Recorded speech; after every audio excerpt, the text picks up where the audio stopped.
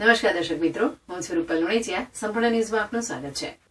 અયોધ્યા સ્થિત રામ જન્મભૂમિના નવનિર્મિત રામલલાના મંદિરે દર્શને જવા બનાસકાંઠા જિલ્લાની જુદી જુદી 9 વિધાનસભાના રામ ભક્તો શ્રદ્ધાળુઓ માટે આસ્થા સ્પેશિયલ ટ્રેનનું આયોજન કરવામાં આવ્યું છે, જેમાં પાલનપુર, વડગામ, દાંતા અને ધાનેરાના શ્રદ્ધાળુઓ માટે 31 મે, જ્યારે ડીસા, દિયોદર, વાવ, થરાદ અને કાંકરેજના શ્રદ્ધાળુઓ માટે આગામી 3 ફેબ્રુઆરીએ ટ્રેન ઉપડશે. અયોધ્યા દર્શન કાર્યક્રમ અંતર્ગત ભારતીય જનતા પાર્ટી દ્વારા પાલનપુર, વડગામ, દાંતા અને ધાનેરાના રામ ભક્તો માટે 31 મે વિશેષ ટ્રેન રવાના થશે, જે બીજા દિવસે રાત્રે 1 વાગે અયોધ્યા પહોંચશે અને આસ્થા ટ્રેન 3 દિવસના રોકાણ બાદ 3 તારીખે રાત્રે પરત ફરશે. તે જ રીતે ડીસા, દિયોદર, વાવ, થરાદ અને કાંકરેજ વિધાનસભા હેઠળ આવતા વિસ્તારોમાં શ્રદ્ધાળુઓ માટે 3 ફેબ્રુઆરીએ ટ્રેન ઉપડશે અને 6 ફેબ્રુઆરીએ ત્યાંથી પરત ફરશે.